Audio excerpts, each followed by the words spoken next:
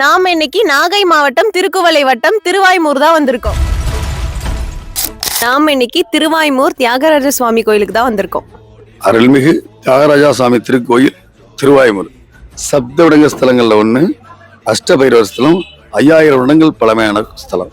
ஞாயிற்றுக்கிழமை ராகுகால பூஜையில 1000 பேர் இருப்பாங்க. தேய்பிரசமியில ஒரு 10,000 பேர் இருப்பாங்க. ரொம்ப அமைதியான கிராமம்.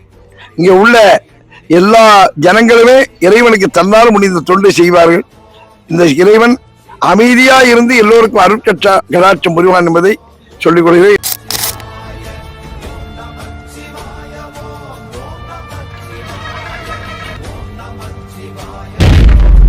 பாடல் பெற்ற ஸ்தலங்கள் 276 ஸ்தலங்கள்ல இந்த ஸ்தலமும் ஒண்ணு.